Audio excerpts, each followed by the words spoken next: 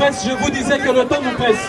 Et comme le temps nous presse dans le facteur temps et dans l'espace, nous sommes dans un espace très important. Et cet espace ici, vous savez combien est-ce qu'il est symbolique pour ces pays, pour la nation française ainsi que pour l'Europe et le monde.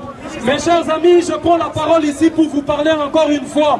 Vous parler encore une fois, comme j'ai l'habitude de vous dire, de venir vous prêcher la nouvelle religion du XXIe siècle. Et cette religion, c'est le panafricanisme. Je viens vous prêcher encore une fois au nom du panafricanisme.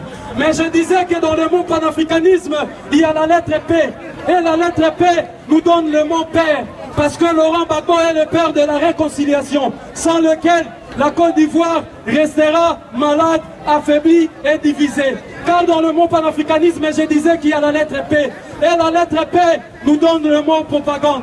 Il y a une propagande menée contre la personne de Laurent Gbagbo. Il y a une propagande menée contre la personne de Madame Yves Simone Gbagbo. Il y a une propagande menée contre la personne de Charles Blé Goudé. Les médias internationaux sont mentis. On vous trompe, on vous dit X et Y raison, mais c'est de la propagande. Mais pourquoi? Posons-nous la question, pourquoi il y a cette propagande? C'est parce que Laurent Gbagbo est un patriote.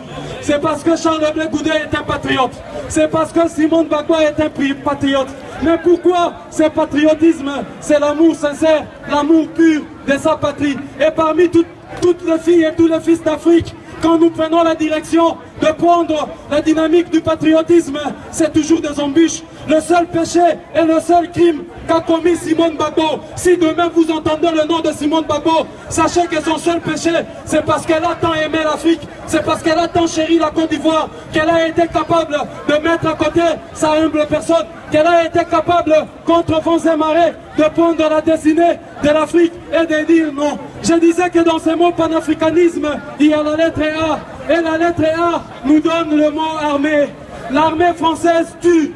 L'armée française massacre. L'armée française est en train de faire des épurations. L'armée française, je dirais jusqu'au génocide. J'accuse l'armée française. L'armée française a appuyé sur la gâchette pour assassiner Barthélemy Bouganda. L'armée française a appuyé sur la gâchette pour assassiner Sylvanus Olympio.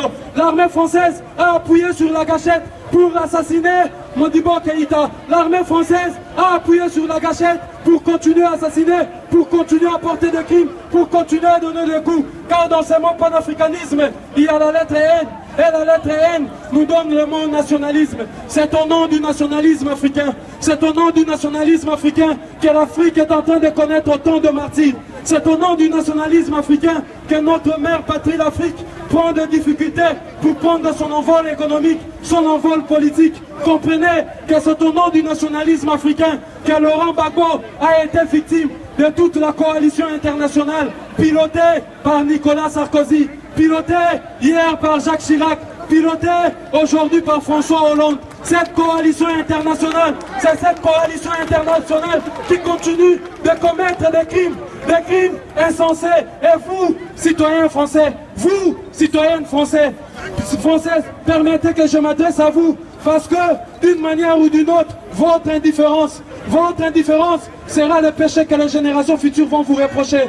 Votre indifférence, votre insouciance sera un grand péché qu'aucun sauveur, un grand péché qu'aucun Dieu ne pourra expier. Votre indifférence, vous avez le pouvoir d'agir, de vous immiscer, de contrebalancer le pouvoir pour dire à Nicolas Sarkozy, à François Hollande et à tout autre monarque moderne qui viendra à l'Élysée que c'est fini.